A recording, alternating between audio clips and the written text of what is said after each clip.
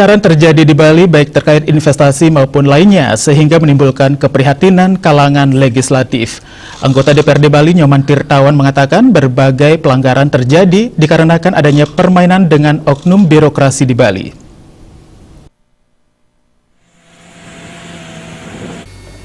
Anggota Komisi 1 DPRD Bali Nyoman Tirtawan mengatakan segala peraturan sudah jelas dan tertuang dalam perda maupun peraturan lainnya.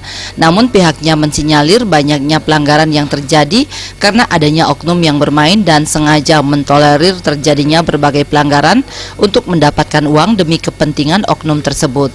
Politisi asal Buleleng ini menginginkan pemerintah serius menjaga alam Bali sesuai dengan perencanaan yang tertuang dalam peraturan yang berlaku.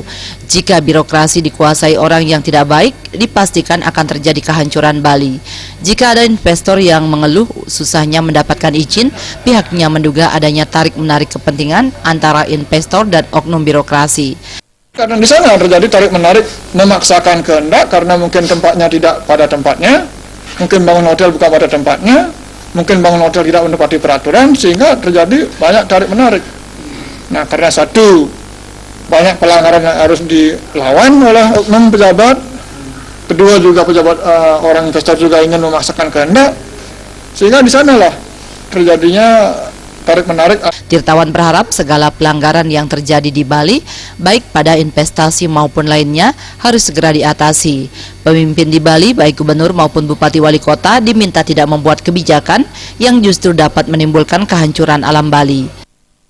Titipkan kepada seluruh pemimpin di Bali ini, tolonglah jadi bupati, jadi gubernur sudah orang kaya-kaya, janganlah sia-siakan hidup kita untuk membuat kehancuran di Bali dengan cara itu mentolerir pembangunan yang melanggar aturan itu, yang sudah banyak ngabisin uang duit buat perda ini itu.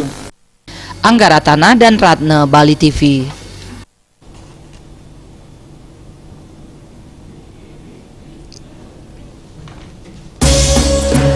Orientasi mahasiswa BIPAS Fakultas Sastra dan Budaya Universitas Udayana diikuti 250 mahasiswa